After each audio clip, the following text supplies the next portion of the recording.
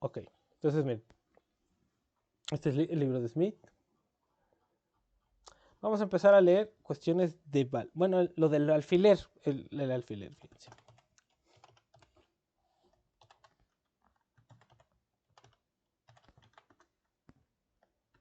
Ahorita les digo dónde. 33.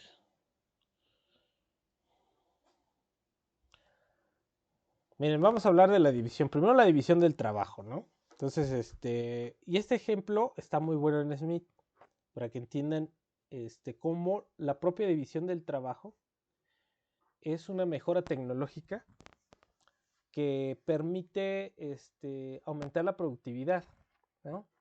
Entonces, ¿y eso qué quiere decir? Aumentar la productividad implica que con el mismo trabajo se haga más, ¿sí? Se haga más. ¿Y cuál es la innovación aquí? Reorganizar el proceso de trabajo, ¿sí?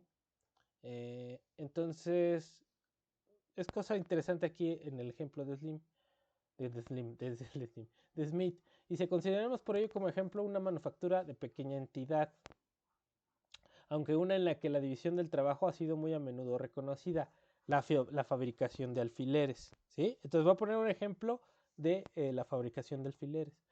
Ahorita todavía no hemos hablado del valor, vamos a hablar de esta cuestión que es interesante porque Smith es el primero que plantea esta, digamos, reorganización del trabajo, que sería como una forma de innovación en el proceso que garantiza un crecimiento de la productividad vía la especialización, ¿sí?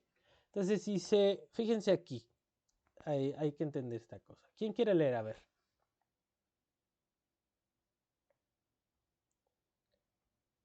Chamacos, ¿quién quiere leer?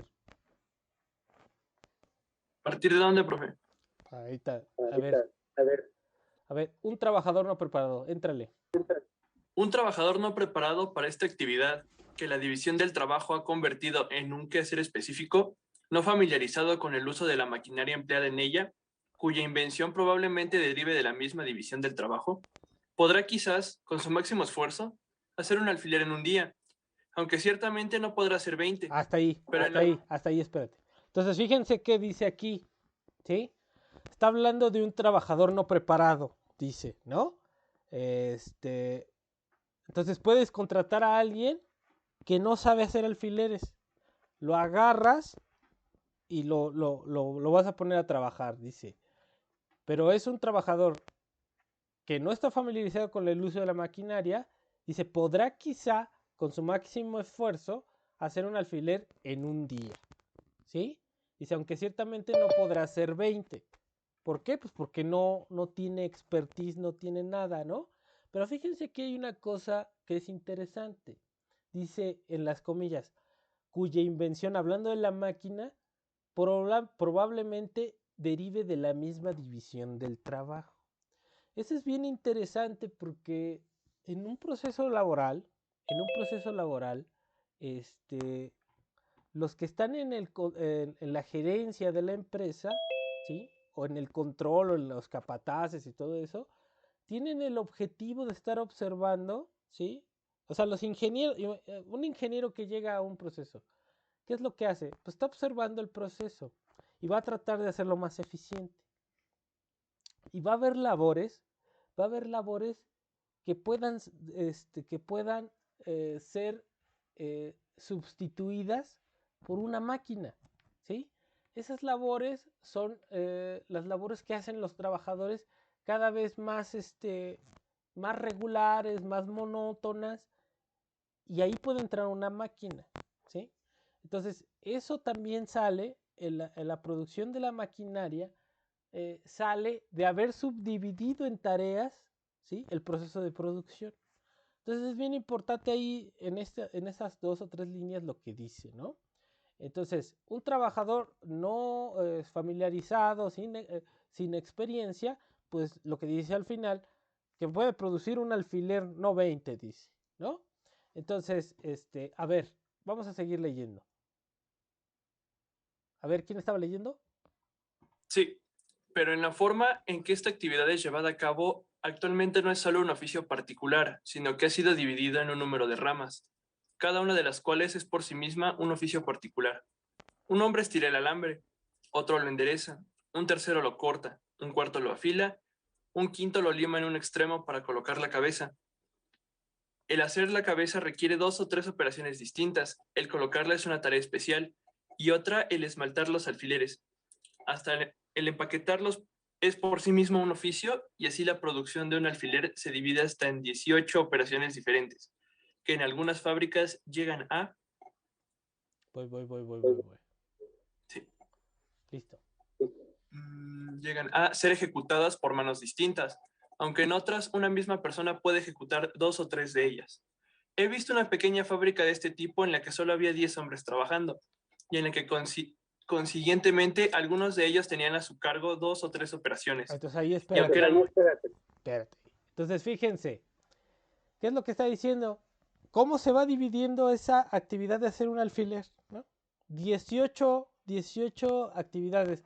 Puede que uno haga 2 o 3, ¿sí? Y ahí dice, observé en una fábrica a 10 personas, ¿no? Que tenían 2 o 3 operaciones.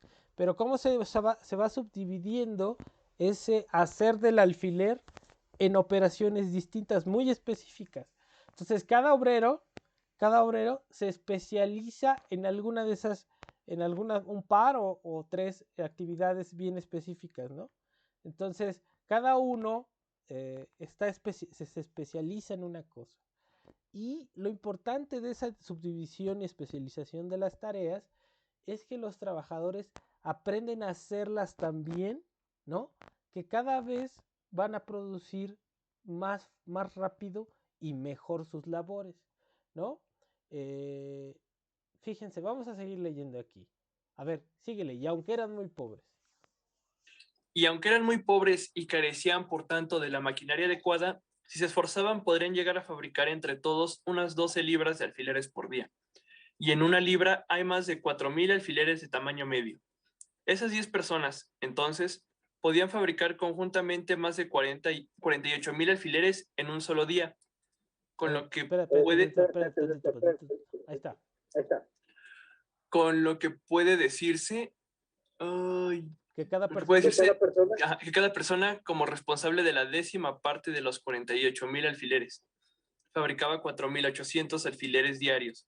Ahora bien, si todos hubieran trabajado independientemente y por separado, y si ninguno estuviese entrenado para este trabajo concreto, es imposible que cada uno fuese capaz de fabricar 20,000 alfileres por día, y quizás no hubiesen podido fabricar ni uno.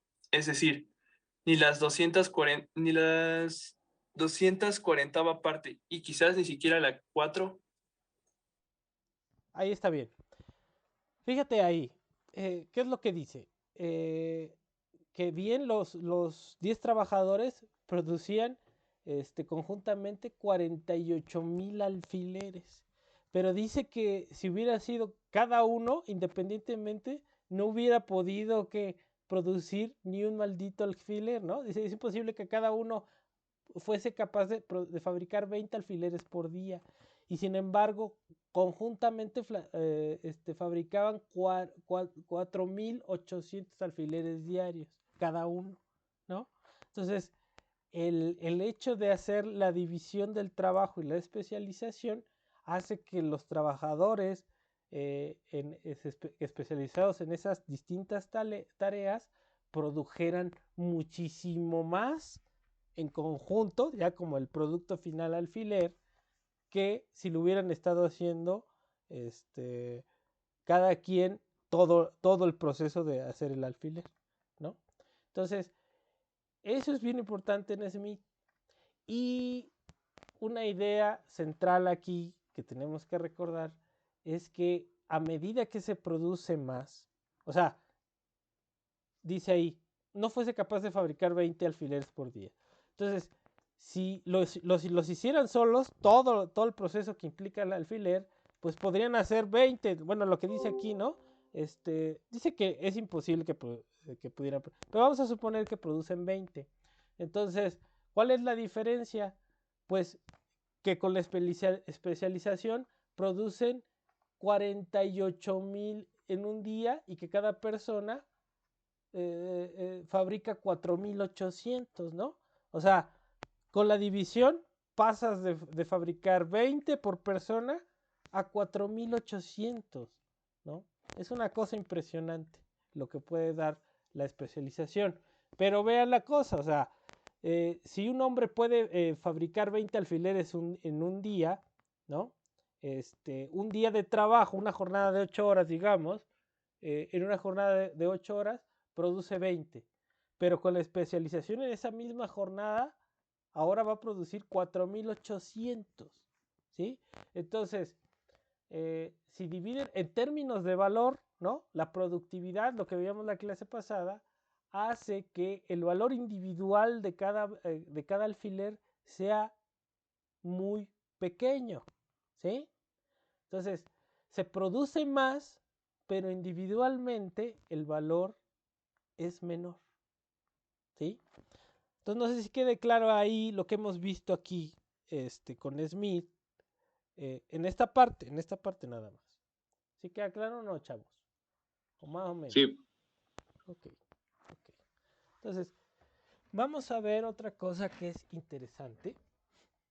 El concepto de la mano invisible de Smith, para que lo entiendan.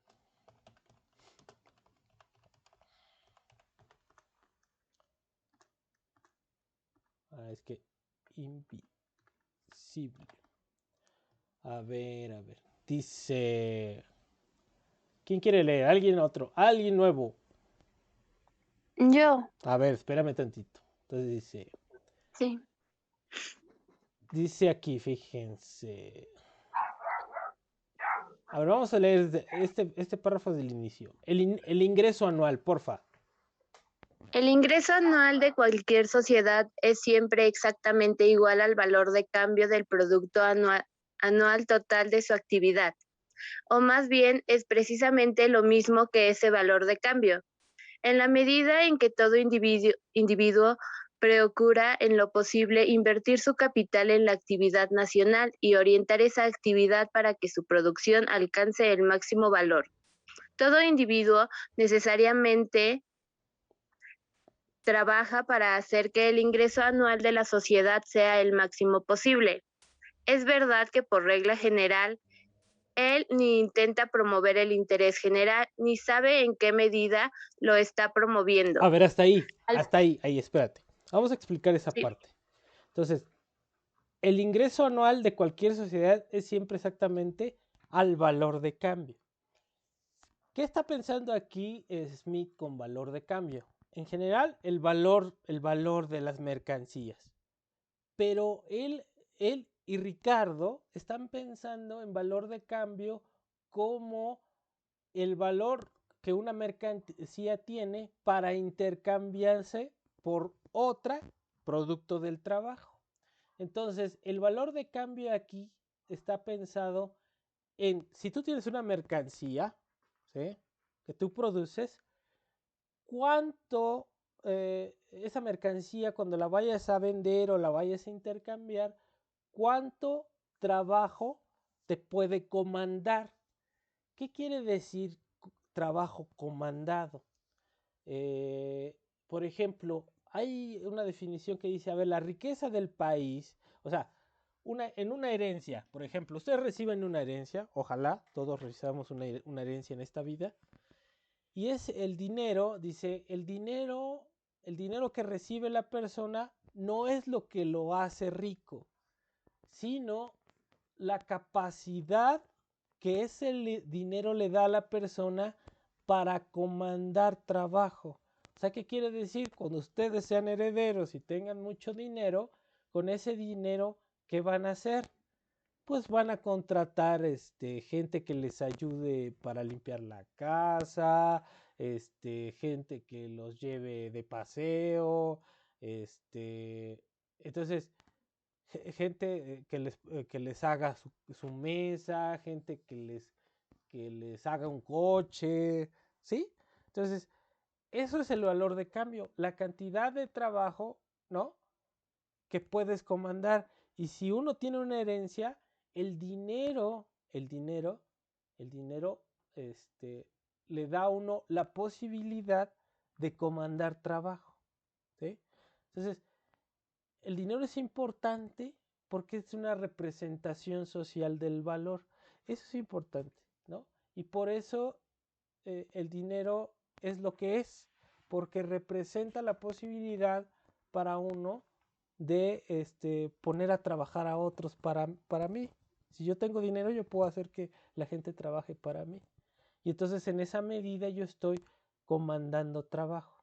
Entonces aquí cuando habla del ingreso anual de la sociedad, está diciendo, bueno, hay una producción anual y esa producción anual, ¿no?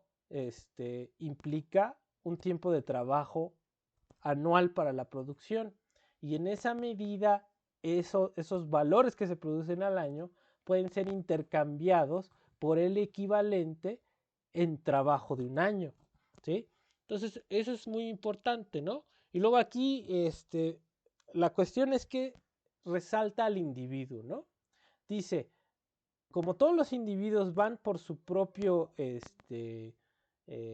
beneficio, ¿no? Entonces los individuos, sin procurarlo, siempre están intentando obtener que el ingreso anual de la sociedad sea el máximo posible, ¿no?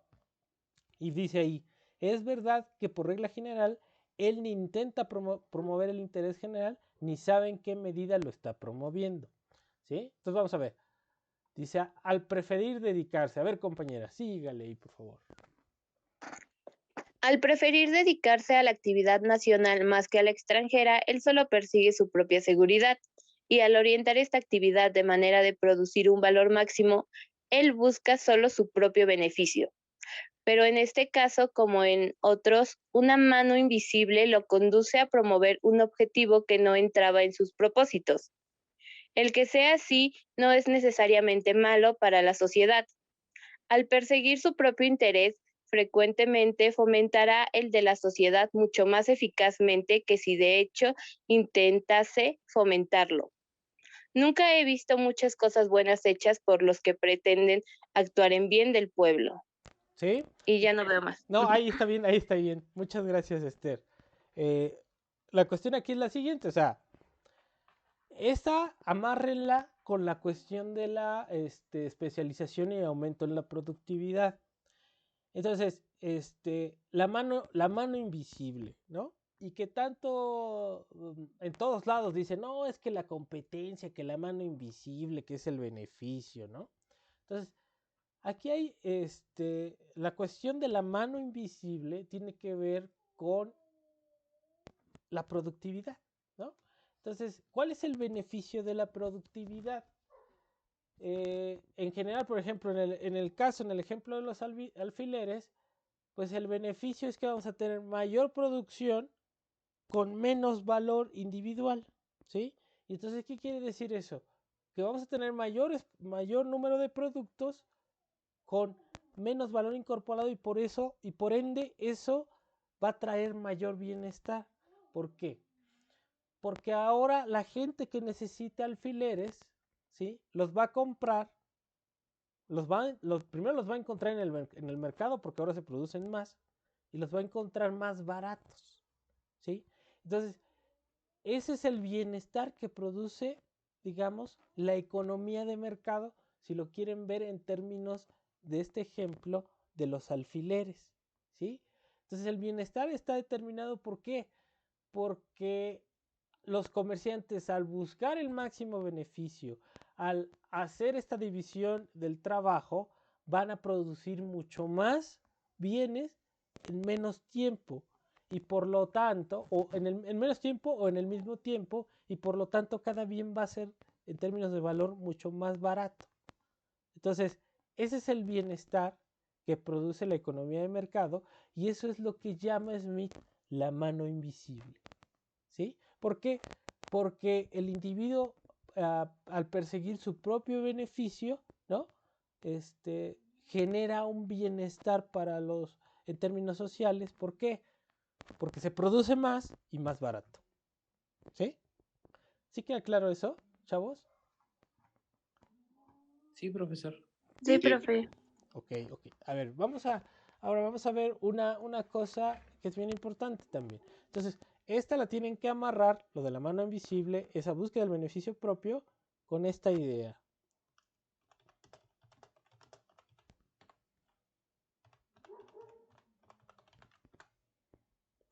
Entonces, vamos a ver, dice, fíjense aquí. ¿Quién quiere leer? Esta es una cita clásica. ¿Quién quiere? A ver, diferente, para que despierten. ¿Quién dice yo? ¿Nadie? Hijo de veras. ¿Nadie? Yo, profe. A ver, Natalia, vamos a leer aquí. No es la benevolencia. No es la benevolencia del carnicero, el cervecero o el panadero lo que nos procura nuestra cena, sino el cuidado que ponen ellos en su propio beneficio. No nos dirigimos a la humanidad, sino a su propio interés, y jamás les hablamos de nuestras necesidades, sino de sus ventajas. Solo un mendigo escoge depender básicamente de la benevolencia de, de sus, de sus conciudadanos, y ni siquiera un mendigo depende de ella por completo. Es verdad que la caridad de las personas de buena voluntad le suministra todo el fondo con el que subsiste, Espérame tantito, pero espérame aunque, tantito. Voy para arriba. Ahí estás. pero aunque este principio le provee en última instancia de todas sus necesidades, no lo hace ni puede hacerlo en la medida que dichas necesidades aparecen. La mayor parte de sus necesidades ocasionalmente serán satisfechas de él mismo. Del mismo modo en que las personas mediante trato, trueque y compra, con el dinero que recibe de un hombre compra comida. La ropa vieja que le entrega otro sirve para que lo cambie por otra ropa vieja, que le siente mejor por albergue o por comida o dinero con el que puede comprar la comida, la ropa o el cobijo que necesita. Hasta ahí está perfecto. Entonces, fíjense qué es lo que dice aquí Smith, y que tienen que irlo hilando con lo de la mano invisible. Entonces, todos funcionan supuestamente en este sistema económico con el egoísmo, ¿no? Entonces ahí resalta esa frase, no es la benevolencia del carnicero ni la del panadero, ¿no? O sea, lo que genera el bienestar en esta sociedad del mercado, según Smith, es que buscan su bienestar individual, ¿sí? Entonces eso ya tiene que quedar claro. Y aquí, por ejemplo, lo que dice en el caso del mendigo es que al final, si bien vive de la caridad, ¿no? Al final vive igual que los otros, ¿no? Con lo que le dan, él intercambia, ¿no? Y esa es una cuestión. Todos viven del trabajo. Así el mendigo vivirá del trabajo de los otros cuando le dan algo, ¿no? Con ese algo se procura comprarse ropa, comprarse alimento, comprarse el hospedaje. ¿Pero por qué? Porque le están dando bienes que contienen trabajo y ese trabajo puede comandar de manera equivalente los trabajos o los bienes que él necesita para la vida, ¿sí? Entonces, y eso es intercambiando esos bienes que le dan, ¿no?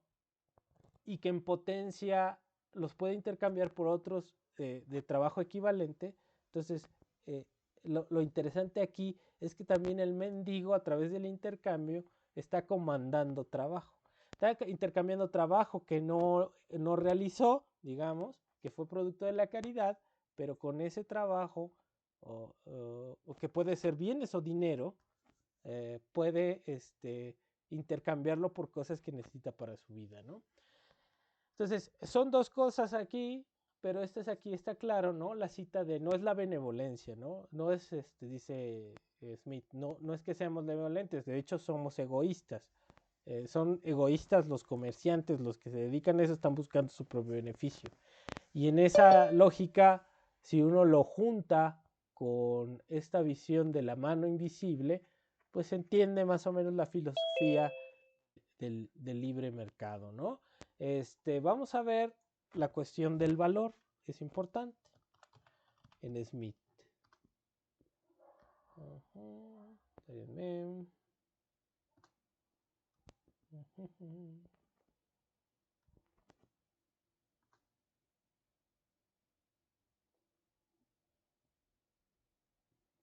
A ver, déjenme ver aquí una discrepancia. Valor.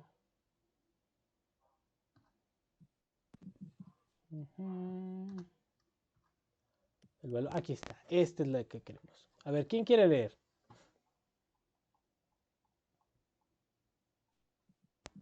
¿Puedo leer yo, profe? Sí, a ver. Entonces aquí dice, vamos a ver lo que para Smith representa valor y ahorita empieza dos cosas importantes. Cómo divide a la mercancía en dos cuestiones de valor. Entonces entra y dice, hay que destacar. Hay que destacar que la palabra valor tiene dos significados distintos. A veces expresa la utilidad de algún objeto en particular. Un poquito más fuerte, Julio, porque se escucha muy bajito. A veces expresa la utilidad de algún objeto en particular y a veces el poder de compra de otros bienes que confiere la propiedad de dicho objeto. Se puede llamar a lo primero valor de uso y a lo segundo valor de cambio. Las cosas que tienen un gran valor de uso con frecuencia poseen poco o ningún valor de cambio. No hay nada más útil que el agua, pero con ella casi no se puede comprar nada. Casi nada se obtendrá a cambio de agua. Un diamante, por el contrario, apenas tiene valor de uso, pero a cambio de él se puede conseguir generalmente una gran cantidad de otros bienes. A ver, vamos para abajo. A ver, síguele.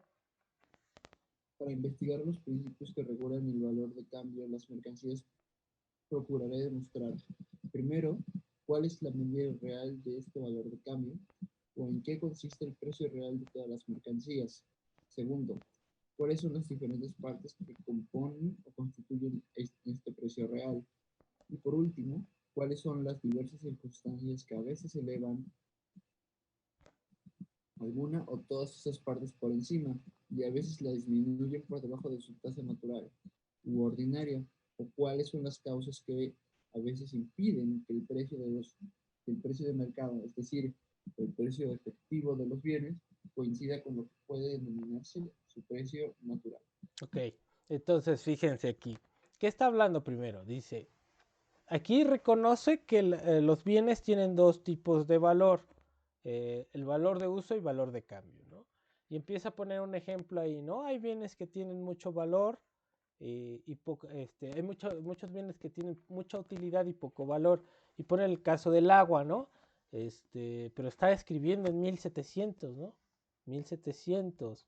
Entonces, pues ahí poca población, el agua gratis, ¿no? Digamos.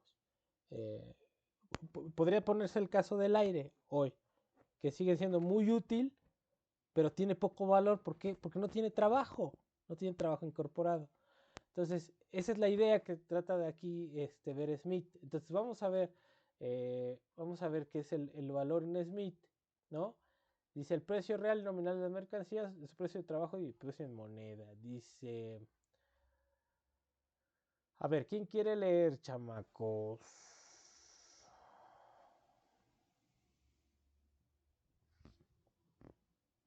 Yo, profesor. A ver, Antonio. Dale, dice, toda persona Es rica o pobre según el grado en el que pueda disfrutar de las cosas necesarias, convenientes y agradables de la vida. Pero una vez que la división del trabajo se ha consolidado, el propio trabajo de cada hombre no podrá proporcionarle más que una porción insignificante de esas tres cosas. La mayoría de ellas deberá obtenerlas del trabajo de otros hombres, y será por tanto rico o pobre según sea la cantidad de ese trabajo de que pueda disponer o que sea capaz de comprar. A ver, ahí Por lo espérate tanto, tantito. Entonces, ahí, ¿qué es lo que está diciendo Smith? Está diciendo no solamente que la división del trabajo se está dando dentro de la fábrica, sino que se da a nivel social. Entonces, ¿a qué se está refiriendo? Bueno, que cada hombre ahora no tiene que dedicarse a todas las cosas que necesita hacer para su vida. O sea, ¿a qué me refiero? No tiene que estar haciendo su pan, sus zapatos, su casa, no. Se tiene que especializar en algo. Entonces se va a convertir uno, por ejemplo, en panadero, ¿sí? Entonces dice, entonces tiene que lograr que con su pan obtenga todo lo que necesita a través del intercambio. Entonces dice, bueno, el hombre se convierte en panadero y ahora tiene que producir el pan suficiente para allegarse de los bienes que necesita a través del intercambio, ¿no? Entonces, por eso dice, ¿no? Ahora, con la división del trabajo, dice, el trabajo de cada hombre le proporcionará una proporción insignificante de esas cosas. Entonces, por ejemplo, el panadero no se va a comer todo el pan que produzca, ¿no? Y entonces, cuando hace pan, solamente está satisfaciendo esa necesidad de comer pan. Pero no solamente de pan vive el hombre, ¿no? ¿Qué necesitan los hombres para vivir? Pues carne, tener la casa, el vestido, todos los bienes que no produce él, ¿sí? Entonces, ¿eso de dónde lo va a obtener? Del intercambio de su pan con los demás, ¿sí? Entonces, dice por eso, la mayoría de ellas las deberá obtener del trabajo de los otros a través del intercambio y será, por tanto, rico o pobre según la cantidad de ese trabajo que pueda disponer o que sea capaz de comprar. ¿Con qué? Con sus propios bienes, con su pan, ¿no? O con, si estamos hablando del zapatero, con sus zapatos, o si estamos hablando del pastor con sus ovejas que está cuidando, ¿sí? O sea, intercambia su trabajo por bienes que necesita, que son productos de otro trabajo, ¿no? Dice, a ver, seguimos leyendo, Antonio. Por tanto. Sí. Por tanto, el valor de cualquier mercancía para la persona que la posee y que no pretende usarla o consumirla, sino intercambiarla por otras, es igual a la cantidad de trabajo que se le permite a la persona comprar u ordenar. El trabajo es, así, la medida real del valor de cambio de todas las mercancías. A ver, entonces ahí es importante esta frase de Smith. Dice, cambiarla por, es igual a la cantidad de trabajo que le permite a esta persona comprar u ordenar. O sea, comprar otras cosas con mi pan, yo lo intercambio por carne.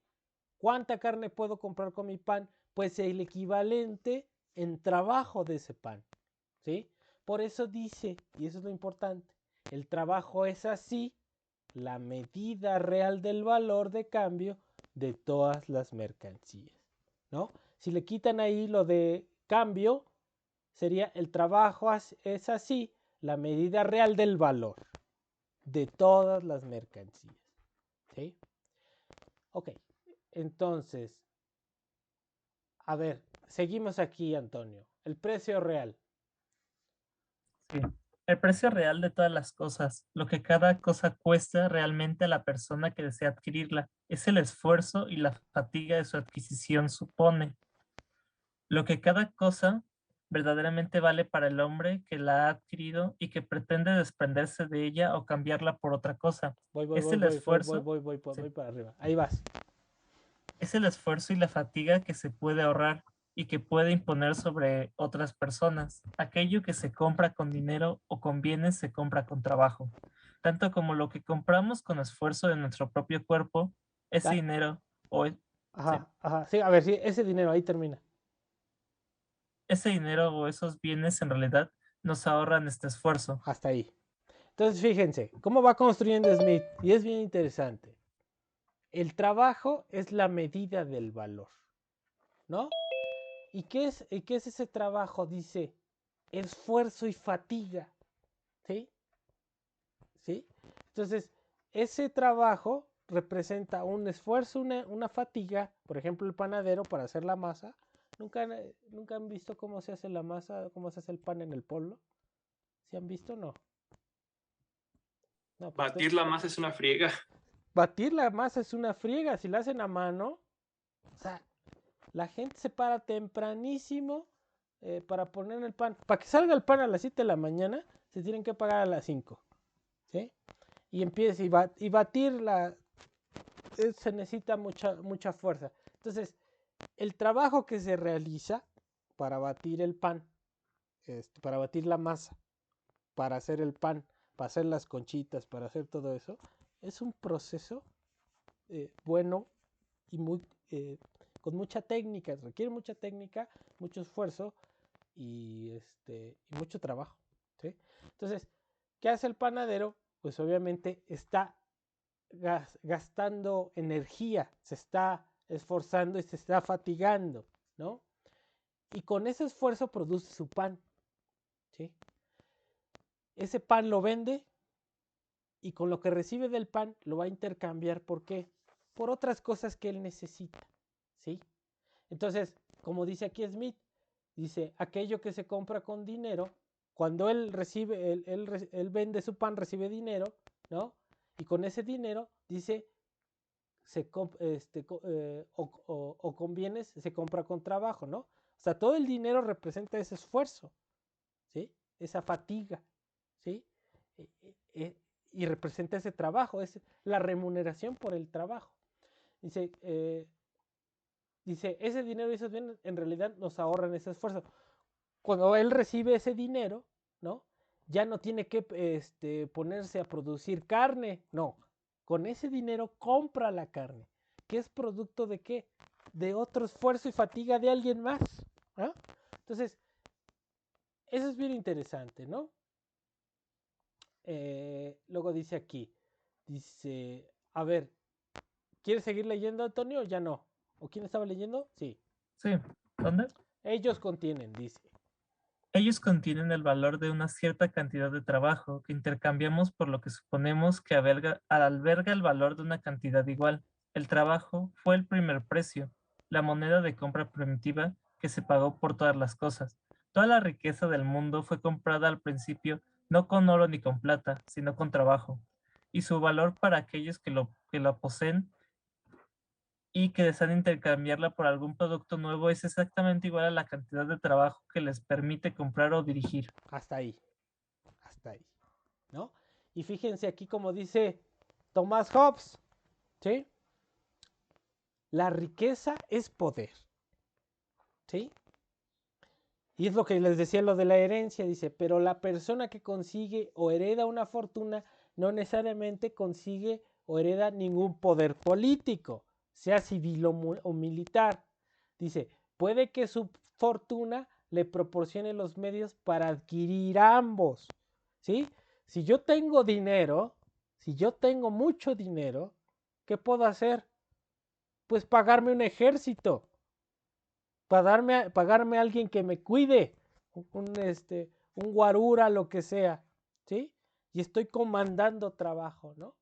Puedo con ese dinero de mi herencia comprarme los bienes que necesite, los coches, las casas que yo quiera, ¿sí? Dice, puede que su fortuna le proporcione para adquirir ambos, tanto el poder político o militar, ¿no? Dice, lo que sí confiere esa fortuna de forma directa e inmediata es poder de compra, un cierto mando sobre el trabajo, ¿sí?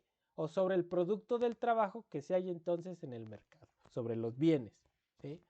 Entonces, ¿por qué? Porque el dinero representa al trabajo, es la representación del valor, el dinero es una representación social del valor, ¿sí? Dice, el valor de cambio de cualquier cosa debe ser siempre exactamente igual a la extensión de ese poder que confiere a su propietario, ¿no? Entonces, eso es lo importante, es esta cuestión de Smith, es muy interesante, ¿no? ¿Sí? Entonces, el valor, el trabajo, ¿no? El valor de todos los bienes es el trabajo, ¿no? Independientemente que se haya producido por un panadero, los zapatos o lo que, y ese trabajo representa que ese esfuerzo, ese desgaste físico, ¿sí? Entonces eso es el valor, ¿sí? Entonces ahí no sé si tengan dudas. Vamos a ver otra cuestión. Precio natural. Aquí, precio natural y precio de mercado. A ver, ¿cómo vamos hasta aquí? ¿Sí están entendiendo o no? Sí, profesor. Profesor. Yo creo que queda más claro con la lectura de Smith. Estamos leyendo Smith. ¿Ok? Entonces, dos, tres párrafos con los ejemplos que da, se entiende mejor lo que quiere decir Smith. Entonces, a ver, ¿quién quiere leer, chamacos?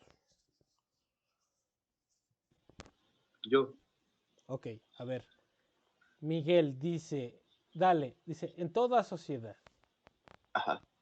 En toda sociedad o población existe una tasa corriente o media, tanto de salarios como de beneficios en todos los diferentes empleos del trabajo y del capital. Esta tasa está anualmente determinada, como demostraré después, en parte por las condiciones generales de la sociedad, su riqueza o pobreza, su situación de progreso, estancamiento o decadencia, y en parte por la naturaleza particular de cada uno de esos empleos. A ver, entonces espérate ahí, Miguel. Entonces, aquí, ¿qué cosas son importantes? Dice, en una sociedad existe ¿qué? Una tasa media tanto de salarios como de beneficios en todos los diferentes empleos del trabajo y del capital. También va a decir después la renta de la tierra, ¿sí? Pero aquí es importante, ¿no? Hay una tasa de salarios y beneficios. Luego, dice, síguele ahí, de la misma forma. Sí. De la misma forma, hay en cada sociedad o población una tasa corriente o media de renta, que también es regulada, como demostraré posteriormente, en parte por las condiciones generales de la sociedad o población en donde está situada la tierra, y en parte por la fertilidad natural o artificial de la tierra. Estas tasas corrientes o medias pueden ser denominadas tasas naturales de salario, beneficio y renta, en el momento y lugar en donde habitualmente prevalezcan. Ahí está. Entonces, fíjense ahí, ya definió los pagos a los factores productivos. El pago al salario, digo, el pago al trabajo es el salario. El pago al capital, el beneficio. Y el pago a la tierra es la renta de la tierra, dependiendo de la fertilidad y todo eso. ¿Sí? Entonces ahí tenemos el pago a los tres factores. Dice, fíjense acá. Vamos a seguir leyendo. Dice, cuando el precio. Sí. Cuando el precio de una mercancía no es ni mayor ni menor de lo que es suficiente para pagar las tasas naturales de la renta de la tierra, el salario del trabajo y el beneficio del capital destinados a conseguirla, prepararla y traerla al mercado, entonces la mercancía se vende por lo que puede llamarse su precio natural. ¿Sí? Entonces fíjense ahí. Está diciendo que ya lo hemos dicho nosotros en los videos, ¿no? Lo resumimos ahí, Smith. Está diciendo que el valor o precio de la mercancía está conteniendo, o sea, si bien contiene trabajo, ese trabajo está pagando ¿qué? Está pagando el salario, está pagando el beneficio del capital y la renta de la tierra, ¿sí? Entonces, cuando dice que si una mercancía, el precio de una mercancía, dice, no es mayor ni menor de lo que es suficiente para pagar el costo de los factores, tierra, trabajo y capital, entonces dice que se vende a su precio natural. ¿Sí? ¿Sí queda claro aquí? Que ya lo habíamos visto, ¿de acuerdo? Pero aquí ya con esta cita tiene que quedar claro. ¿Sí? Entonces, si yo les pregunto, ¿qué es el precio natural de una mercancía? ¿Qué me van a contestar?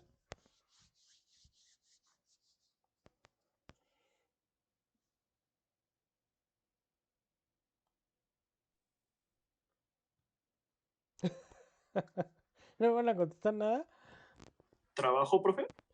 Bueno, precio natural, pero es un trabajo que ¿qué? Es decir, que con esa cantidad de valor, ¿qué haces? ¿Pagas qué?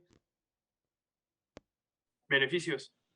¿Nada más? La renta de la tierra, el salario del trabajo y el beneficio del Exactamente. capital. Sería como el precio o sea, el puro costo, ¿no? Exactamente. Es Ganancias. el precio de costo. Y el precio de costo está remunerando a los factores de la producción. Si compraste si utilizaste tanta maquinaria, pues tienes que pagar ese costo de la maquinaria. Si utilizaste tanto trabajo, tienes que pagar el costo del trabajo. Si utilizaste tanta tierra, tienes que pagar el costo de la tierra. Entonces, el precio natural de la mercancía tendría que ser esos costos, ¿no?, de los distintos factores de la producción que se utilizan para realizar la mercancía, ¿no? Entonces, seguimos leyendo. La mercancía, entonces. La mercancía se vende entonces exactamente por lo que vale o por lo que realmente le cuesta a la persona que la trae al mercado. Porque aunque en el lenguaje cotidiano lo que se llama el coste primario de cualquier mercancía no comprende el beneficio de la persona que la revende. Si la vende a un precio que no le reporta tasa corriente de beneficios en su zona, esa persona está evidentemente perdiendo dinero, puesto que si emplease su capital en alguna otra forma, habría podido obtener esos beneficios. Su beneficio, además, es su ingreso, el fondo adecuado para su subsistencia. Ajá, entonces déjame, subo, dice, y así. Y así como cuando prepara y trae los bienes al mercado, adelanta a sus trabajadores sus salarios o su subsistencia, se avanza a sí mismo de la misma forma su propia subsistencia, que en general se ajusta al beneficio que pueda razonablemente esperar obtener de la venta de sus bienes. Si no le reportan este beneficio, entonces no le compensan, por lo que con precisión podría decirse que realmente le han costado. Ok. Entonces ahí fíjense ahí qué cosa lo que está diciendo. Hay gente que compra el bien para obtener un beneficio a través de, digamos, especular con ese bien. Tú compras un bien, unas mascarillas, por ejemplo, pero no las compras para usarlas, sino para revenderlas, ¿sí? Entonces, dice ahí, fíjense, que la ganancia está en el mercado, ¿sí? O sea, la ganancia se produce de la diferencia entre el precio de costo y el precio de venta, ¿no? A ver, vamos a seguirle aquí. Dice, aunque el precio. Ándale, Miguel. Sí. Aunque el precio que le proporciona este beneficio, por tanto, no siempre es el más bajo al que un comerciante puede vender sus mercancías. Sí, es el más bajo al que pueda venderlas durante un tiempo considerable. Al menos donde hay libertad plena o donde puede cambiar su actividad tan frecuentemente como desee. El precio efectivo al que se vende habitualmente una mercancía se llama precio de mercado. Puede estar por encima o por debajo, o ser exactamente igual al precio natural. ¿Sí? Entonces fíjense ahí, ya hace la diferencia entre lo que es el precio de mercado, que es el precio a lo que vende el bien, y el precio natural. Entonces, si el precio de mercado está por encima del precio de costo, va a obtener un beneficio, ¿no? Pero al final, lo fundamental en Smith es que está diciendo que la ganancia se determina en el mercado, ¿sí? Por el precio de venta, ¿sí? Entonces, si alcanza a vender a precio natural, está vendiendo al precio de costo. Y no estaría obteniendo ahí mucha ganancia, mucho beneficio, ¿sí? Lo hará cuando el precio de mercado sea mayor al precio natural, ¿sí? Entonces, es interesante esta parte en Smith, ¿sí? Ahora vamos a ver lo del trabajo pretérito en Ricardo, ¿sí? No sé si queda dudas aquí algo de lo de Smith, chavos. No, profe, todo No. bien. Ok. Oiga, profe, una pregunta. ¿Y esta lectura está en la plataforma? La voy a Bueno, está en el subir, Classroom. la voy a subir. Ah, gracias. O sea, ya saben que ahí tienen el libro de Lekelum. Pero sí les voy a subir el libro de Smith y les voy a subir el libro de Ricardo, por si tienen ahí dudas que lo consulten, ¿no? Gracias. Les digo, ahí en el Lekelum, si leen a Smith y todo Ricardo, ahí les viene como el resumen, ¿sí? Pero bueno, si quieren leerlo, también está bien, ¿no? Y no me enojo, hasta está mejor. Entonces, vamos a ver. Creo que es el capítulo 6. Déjenme ver. Sección cuarta. A ver, voy a ver una medida invariable. Espérenme tantito. Ok, déjenme ver.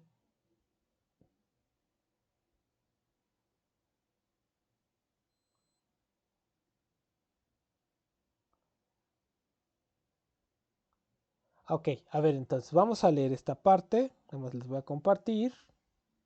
¿Dónde estoy? A ver, ¿dónde estoy? Ok, voy a compartir otra vez. Ahora vamos a leer a Ricardo. ¿Sí? Vamos a leer a Ricardo.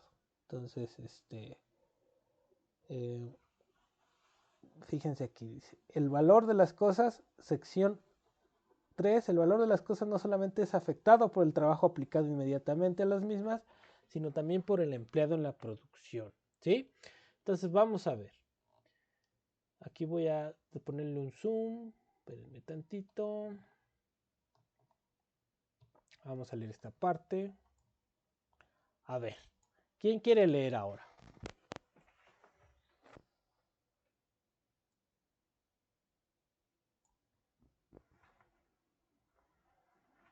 Chamacos, ¿quién quiere leer? ¿Qué quiere yo, profe? A ver, Elisa. A ver, dice, aún en aquel estado. Aún en aquel estado primitivo a que se refiere Adam Smith, el cazador, para poder cazar, necesitaría de un capital, aunque tal vez hecho y acumulado por él mismo. Sin arma, no podría matar al castor o al ciervo, y por consiguiente el valor de estos animales estaría regulado no solamente por el tiempo y el trabajo necesarios para su destrucción, sino también por los requeridos para producir el capital del cazador, o sea, el arma con la ayuda de la cual esa destrucción fue efectuada. A ver, ahí espérame, Elisa. Entonces, fíjense ahí de lo que está hablando Ricardo, es que le dice Smith. Smith también trae ahí este ejemplo, pone el ejemplo del cazador en términos de lo que está diciendo que es el valor, el trabajo, ¿no? Entonces dice Smith, a ver, el cazador va a aplicar su trabajo para cazar al ciervo o al castor o lo que sea, ¿sí? Entonces dice Ricardo, el cazador no solamente aplica un trabajo nuevo para matar al castor o al ciervo, dice, sino también necesita pues, las herramientas con las que los va a matar, ¿no? En este caso, necesita, pues ya sea las herramientas que necesita para cazar al ciervo, pues el arco y la flecha, ¿no? O la lanza. Pero el hecho de tener esas herramientas implica que no solamente el valor de la caza del animal representa ese esfuerzo por cazarlo, sino no solamente eso, sino necesita considerarse el trabajo que se invirtió para construir el arco y la flecha. Entonces, ahí es donde empieza Ricardo a decir, bueno, si bien el trabajo nuevo es la fuente del valor, también hay que considerar el trabajo viejo, el trabajo pretérito, ¿sí? Entonces ahí, vamos a seguir leyendo. A ver, Elisa, por favor, supongamos Supongamos que el arma necesaria para la caza del castor fuera construida con mucho mayor trabajo que la requerida para el ciervo, debido a la mayor dificultad de aproximarse al primero y a la consiguiente necesidad de disponer de un arma más certera. Un castor sería naturalmente de mayor valor que dos ciervos, y precisamente por esta razón de que se necesitaría más trabajo en total para su destrucción. O bien, supongamos que la misma cantidad de trabajo se necesitará para hacer ambas armas, pero que éstas fueran de una duración muy desigual. Solo una pequeña parte del valor del arma duradera sería transferida al producto de la caza y en... Voy. Ajá. Sale Elisa. Y en cambio, una porción mucho mayor del valor del arma, menos duradera, figuraría en este. Entonces ahí fíjense qué es lo que está diciendo. Que si yo necesito, como el castor es más escurridizo, yo necesito construir un arma más certera. Entonces para eso, imagínense que al ciervo lo puedo matar con una lanza, ¿sí? Entonces la lanza, hago mi lanza, tal. pero para matar al castor necesito un arco, ¿sí? Y la flecha o una ballesta si quieren. Entonces el hecho de que yo necesite un arma más certera para matar al castor implica que yo necesito construir un arma que requiere mucho más trabajo. Y luego pone el ejemplo, entonces ahí, por eso dice, matar 2 castores sería más caro, tendría más valor que matar a 2 ciervos, ahí dice un ciervo, ¿no? Entonces en general, la caza del castor, porque es un animal que cuesta más trabajo cazarlo y que requiere de armas más especializadas, pues tendría más valor el castor, ¿no? También podría, y la segunda parte es importante porque dice, ¿qué tal si cuesta el mismo trabajo, pero las armas para la caza del castor y la del ciervo duran distinto, ¿no? Entonces dice, a ver, un arma que te costó el mismo trabajo, pero que una te dura más y otra te dura menos. Entonces, la que te dura más, como lo vimos en la clase pasada, va a transferir menos valor por castor cazado, digamos, ¿no? Y la que te dura menos transfiere más valor por castor o por ciervo cazado, ¿sí? Entonces, eso es importante considerarlo para hacer el cálculo del valor que contiene un determinado bien o mercancía. Dice, a ver ahí, otra vez Elisa, todos los útiles, por favor. Todos los útiles necesarios para la caza del castor y del ciervo podrían pertenecer a una clase de hombres, y el trabajo empleado en su destrucción pudiera ser suministrado por otra clase. Aún en este caso, los precios relativos de esos animales serían proporcionales al trabajo empleado, tanto para la formación del capital como para la destrucción de los mismos.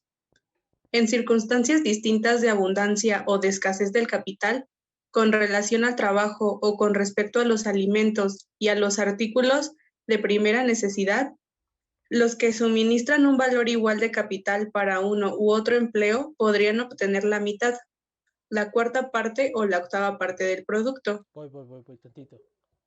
Ok. Siendo el resto pagado en concepto de salarios a los que suministrara el trabajo, pero esta repartición no podría afectar el valor relativo de los animales, puesto que ya fuesen los beneficios del capital mayores o menores, ya fuesen los salarios del trabajo altos o bajos, actuarían por igual en ambos empleos. Ok, hasta ahí. Entonces, fíjense qué es lo que dice aquí. Que por ejemplo, está hablando de las armas o de estas, de los elementos que se necesitan para hacer la caza del castor o del ciervo como capital, ¿sí? Entonces está diciendo un arco es un capital.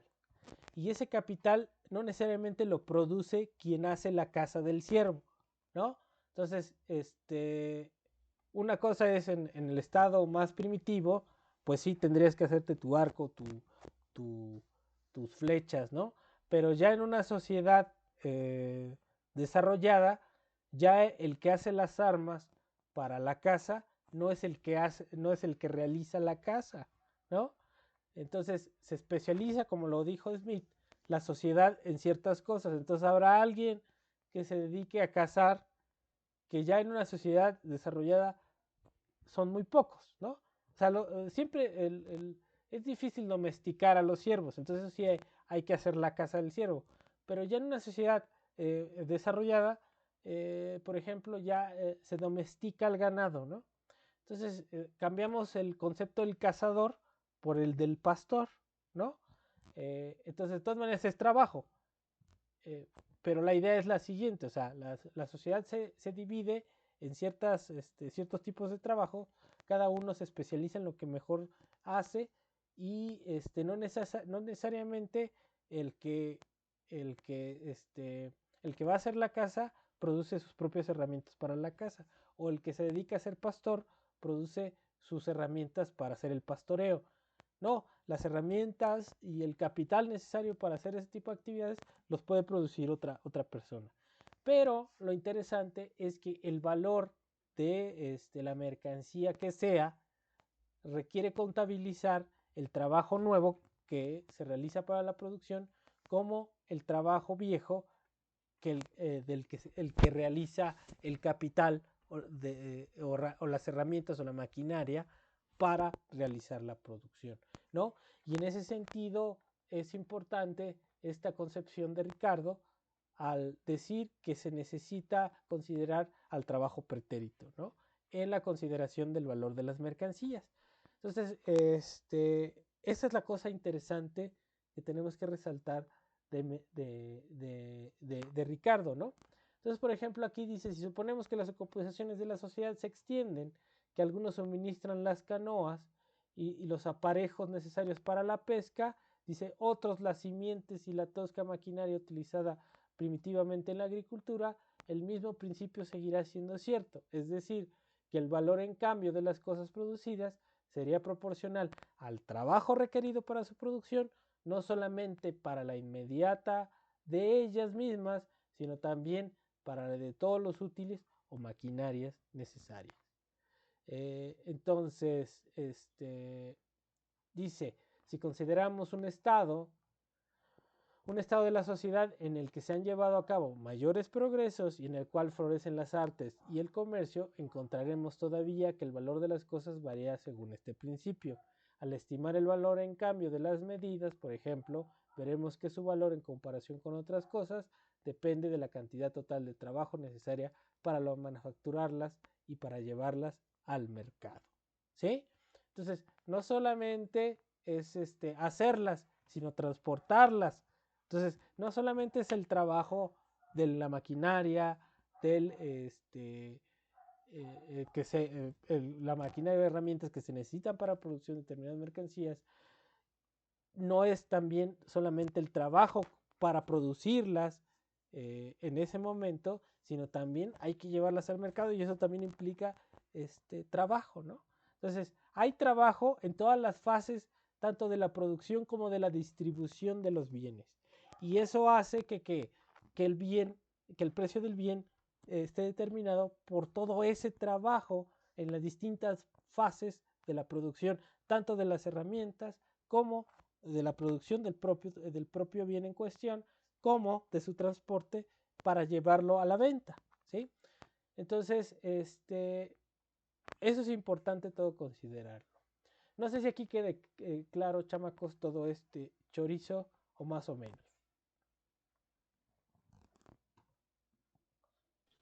Todo bien, profe. ¿Sí? ¿Sí ayuda la lectura o más o menos? Sí. Te ayuda, profe. Ok. Entonces vamos a ver una última parte de Ricardo. Igual vamos a ver precio natural, precio de mercado. Y denme chance entonces. Déjenme buscar la página. Espérenme tantito. No sé si tengan dudas hasta ahorita.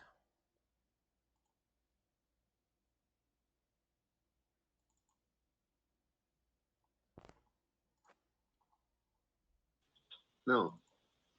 Ok.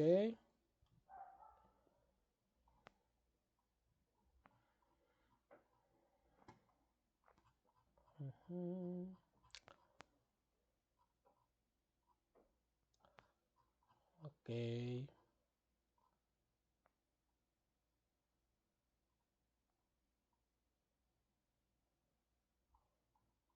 Creo que es el 4. Ok, a ver, vamos a leer esta parte. Déjenme ver porque ustedes no están viendo nada. Voy compartiendo.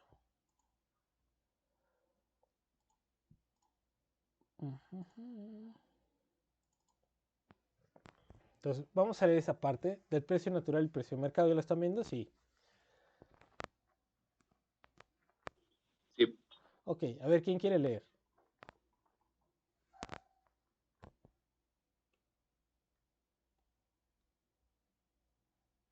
No se amontonen, ¿eh? No se amontonen nada más. Si quiere otra vez yo, profe. Ándale pues, Miguel. A ver, al hacer del trabajo.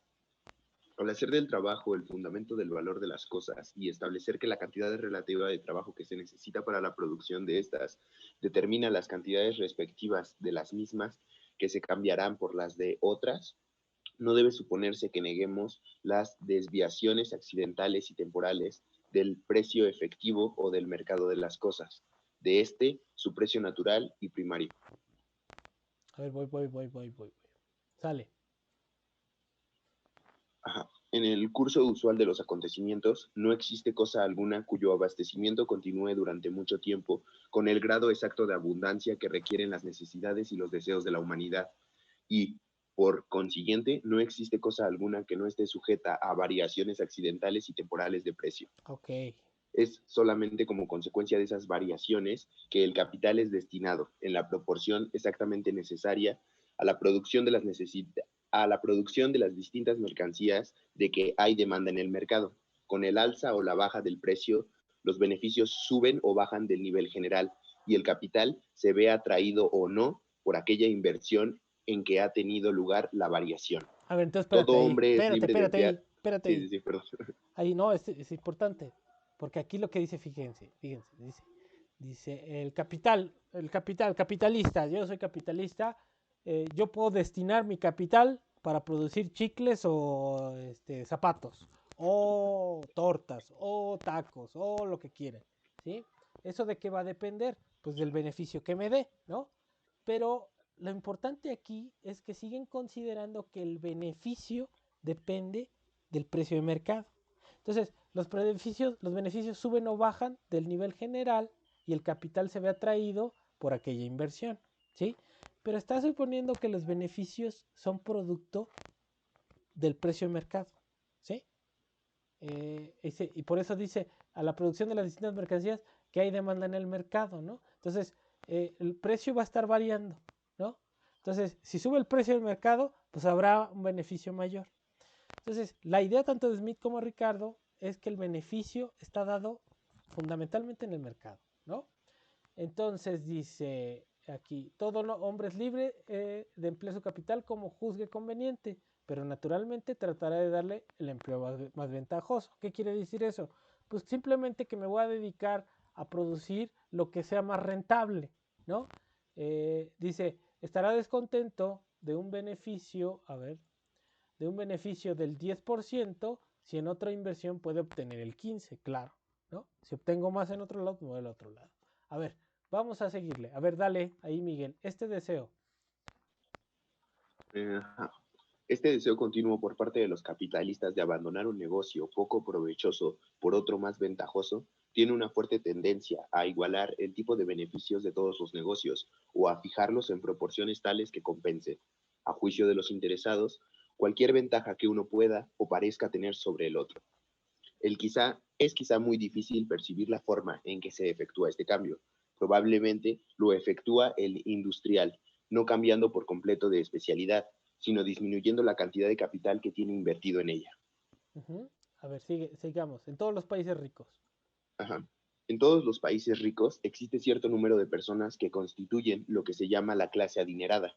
Estas no se dedican a la industria, sino que viven del interés que les produce su dinero, el que emplean en descontar letras o en hacer préstamos a la parte más industriosa de la comunidad. A ver, ahí espérate. Los banqueros Espérate, también. Miguel. ¿Qué es descontar letras? ¿Qué entienden por descontar letras?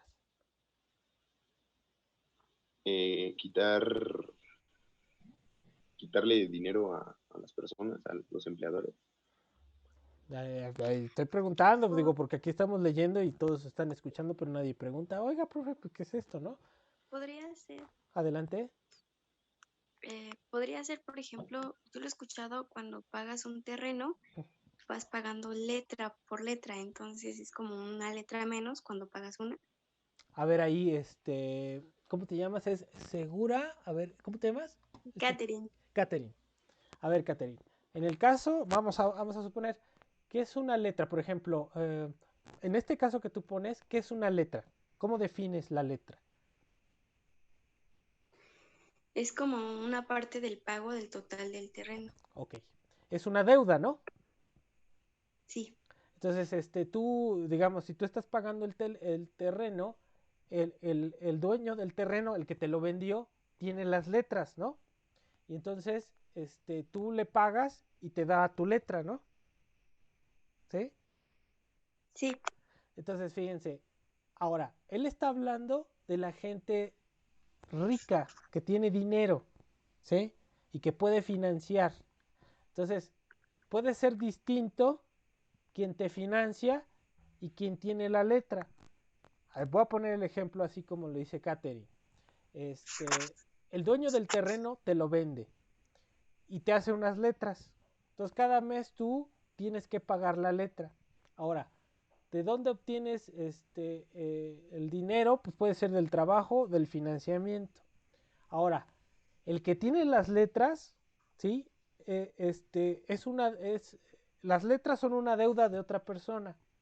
Entonces, si este cuate dice, ay, yo ya no quiero las letras, se las voy a vender a alguien para que ahora ya no el que te cobra, ya no va a ser el dueño de las letras, sino otra persona. Entonces, la otra persona puede decidir comprársela al cuate al precio o con un descuento. Voy a poner otro ejemplo.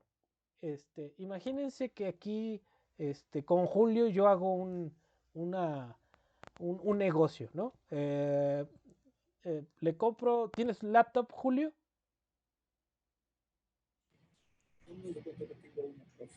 A ver, acércate porque no te escuchamos, Julio. No, no te escuchamos, no te escuchamos.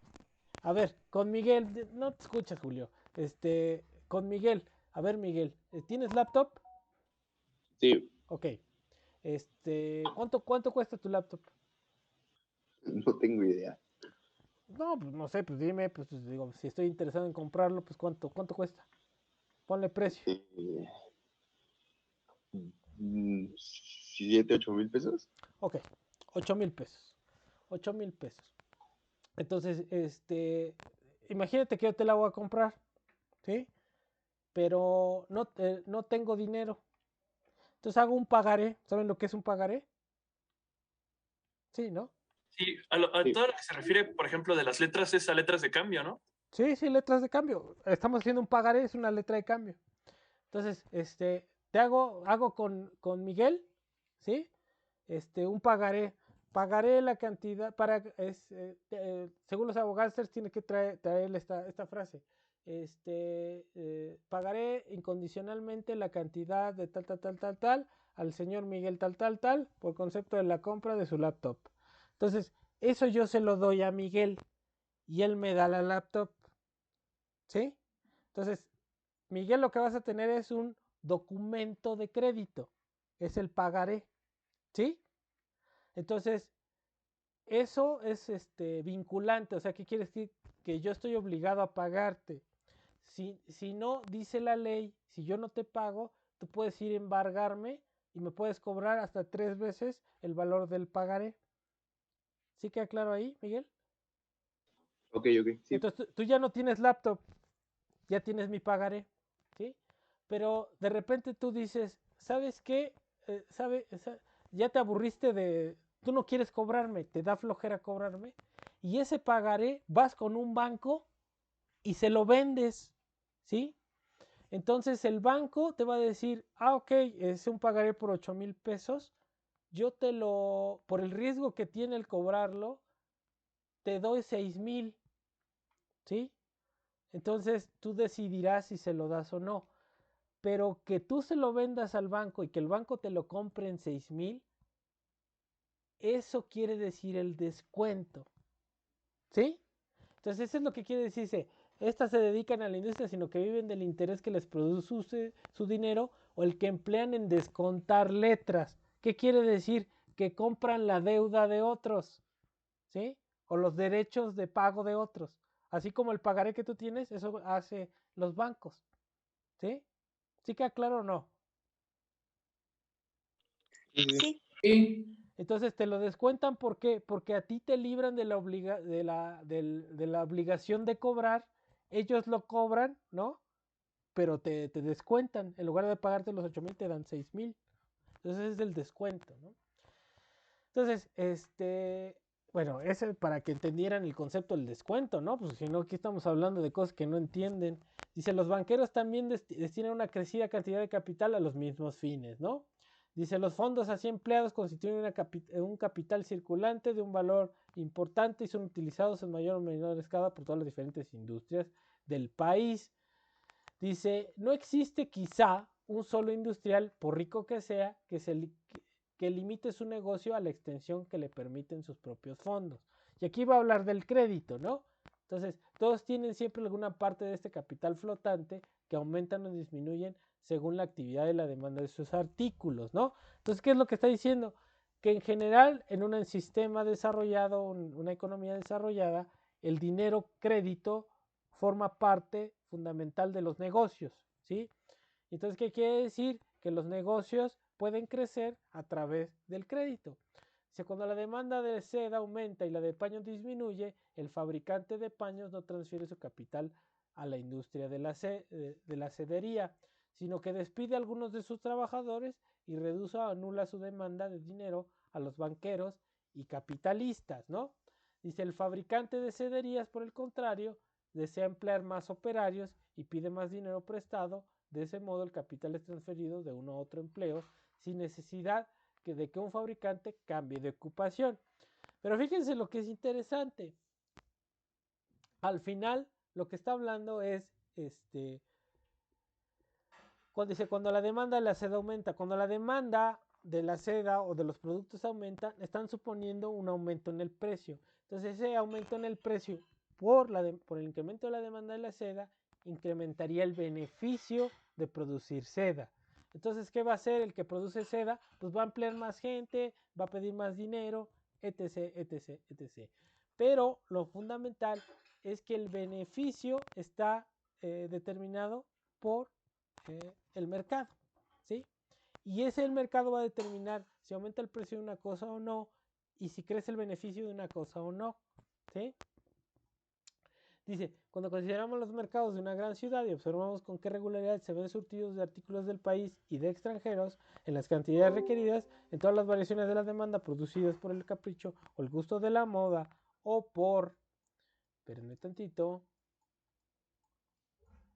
o por un cambio en el número de la población sin producir los efectos de un abaratamiento excesivo debido a una oferta demasiado abundante o de un precio enormemente elevado debido a ser la oferta inferior a la demanda, debemos confesar que el principio que prorratea el capital entre las industrias o en la cantidad exacta que se requiere es más activo de lo que se supone generalmente.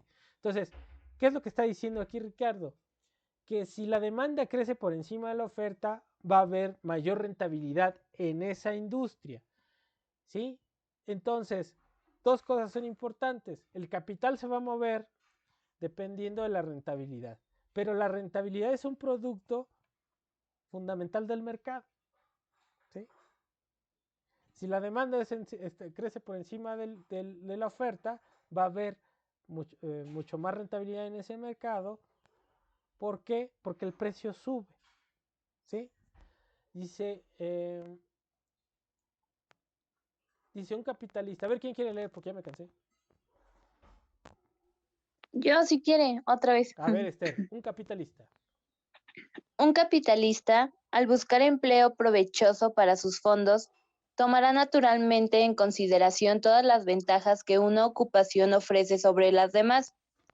Puede estar dispuesto a sacrificar una parte de sus beneficios en dinero, a cambio de seguridad, limpieza, facilidad o cualquier otra ventaja real o figurada que un empleo tenga sobre otro. A ver, Sí. voy. Para que se vea bien. Ahí está. Si, teniendo en cuenta estas circunstancias, los beneficios del capital estuvieran ajustados en forma tal que fueran un ramo de 20, en otro 25 y en otro 30%. Probablemente seguirán guardando permanentemente entre sí la misma diferencia, pues si cualquiera causa elevara los beneficios en uno de estos ramos en un 10%, estos beneficios serían temporales y pronto volverían a su nivel usual, o bien los de los demás quedarían elevados en la misma proporción. La época actual parece ser una excepción de esta regla. La terminación de la guerra ha desordenado tanto la división de empleos que existía anteriormente en Europa. A ver, ahí va. Que todos los capitalistas no han encontrado todavía su puesto en la nueva división que se ha hecho ahora necesaria. Supongamos que todas las mercancías están a su precio natural y, por consiguiente, que los beneficios del capital en todos los empleos son exactamente del mismo tipo, o difieren solamente en forma a que, a juicio de los interesados, equivale a alguna ventaja real o supuesta que poseen o dejan de tener. Voy. Supongamos ahora Dale, a ver. Supongamos ahora que un cambio de moda hace aumentar la demanda de sedas y disminuir la de lanas, al precio natural de unas y otras la cantidad de trabajo necesaria para su producción. Voy. A ver. Ajá. Permanecería inalterada, pero al precio del mercado de las sedas subiría y el de las lanas bajaría y, por consiguiente, los beneficios del fabricante de sederías serían mayores que el tipo general, mientras que el de lanerías serían menores. No solamente los beneficios, sino también los salarios de los trabajadores quedarían afectados en estos ramos. Esta mayor demanda de seda, sin embargo, sería pronto atendida por medio de la transferencia de capital y de trabajo de la fabricación de lanerías a la de sederías. Entonces, los precios de mercado de ambos artículos se aproximarían de nuevo a sus precios naturales y los fabricantes respectivos obtendrían los beneficios usuales. Hasta ahí. Hasta ahí, Esther. Entonces, fíjense ahí la cosa. Lo que es interesantísimo es esta parte, ¿no? Los beneficios están determinados por el precio de mercado. Entonces, si la demanda de seda dice aumenta y la de lana disminuye, el precio de la seda va a aumentar y los beneficios van a aumentar. Entonces, cuando en una industria los beneficios aumentan, lo que está diciendo es que el capital se va a mover a esas industrias más rentables. Y entonces, al moverse, va a determinar que deje de ser escasa ese producto y vuelva a su precio natural. Nada más quédense con una cosa que es lo fundamental, que los beneficios son producto de el precio de mercado, las fluctuaciones del precio de mercado, ¿sí? Entonces, ahí ellos, tanto Smith como Ricardo, en la divergencia entre el precio natural y el precio de mercado, están encontrando la existencia de los beneficios, ¿no? En Marx es distinto, ¿sí? Porque los beneficios no se producen en el mercado, se producen dentro de la producción. Y yo creo que aquí le voy a dejar, no sé si tengan dudas, y vamos revisando esto. O sea, esto fue para que entendieran más, con un poquito más de esta visión de Smith y Ricardo, las cuestiones de valor, valor de uso, lo de la mano invisible, la diferencia entre el precio natural y el precio de mercado. Entonces, ¿cómo lo vamos a entender a nosotros el precio de mercado, el precio natural? El precio natural pues, va a ser nuestro precio de costo. Entonces, tanto en una lógica como en otra, lo que dicen es que ese precio de costo es el precio que remunera los factores de la producción. ¿Quiénes son los factores de la producción? La tierra, el trabajo y el capital, ¿no? Entonces, está suponiendo que ese precio de costo está pagando el equivalente de lo que se usa, ¿no? Si yo uso tanto trabajo, le pago tanto salario. Si uso tanto tierra, tengo que pagar tanta renta. Y si uso tanto capital, tengo que pagar tanto capital, ¿no? Entonces, esas son las cosas que son interesantes. Ya con Marx hay un rompimiento con esta idea de los clásicos en dos cosas fundamentales. La primera es que al salario, dice Marx, no se le paga, al trabajador no se le paga todo su trabajo. Se le paga un salario, pero no es equivalente al trabajo. Entonces ahí rompería con esta visión de Smith y Ricardo de que se está remunerando de manera equivalente al factor trabajo. Marx dice que no. Y segundo, tanto Smith como Ricardo están viendo que los beneficios crecen o disminuyen en función de las fluctuaciones entre el precio de costo y el precio de mercado. Marx rompe también con este planteamiento. El hecho es de que Marx dice que la ganancia depende fundamentalmente y se genera dentro del proceso de producción, ¿no? Otra cosa es cuando se vende en el mercado, pero la ganancia ya se está generando dentro del proceso de producción a través de ¿qué? Del trabajo impago, ¿sí? Y entonces en ese sentido, y lo volveré a repetir las veces que sea necesario, Marx no es un economista clásico. Marx rompe con esta visión de los clásicos en el sentido de, del concepto o la definición del precio natural. En el sentido de que el precio natural es el precio que contiene las partes de valor equivalentes para su producción, ¿no? Entonces, ellos asumen que al trabajo se le paga un salario justo, ¿sí? Que al capital se le paga una remuneración justa y que a la tierra se le paga una remuneración justa. Entender justo en el sentido equivalente. Y Marx dice, no, al trabajo, al trabajador, el salario no le está remunerando todo su trabajo. ¿Sale? Entonces, estas cosas son bien importantes, bueno, en términos en economía, y espero que les haya quedado más o menos un poquito más claro todo este choro. ¿Cómo ven? Sí, profe. Sí, quedó bien. Ok. Ok, entonces, de Marx, yo creo que voy a mandarles otro videíto y ya les voy a mandar los videitos de, ya les dije, Gibbons, Menger, Marshall y Balras. ¿Sale? Sí, profe, gracias. Sí, profe. Entonces ya para la próxima clase ya deben de haber visto todos los videos que hemos visto y todos los que les voy a mandar, ¿eh? Así que no se vayan haciendo de que la Virgen Marinel les habla. Entonces se ponen a estudiar y nos estamos viendo el próximo lunes.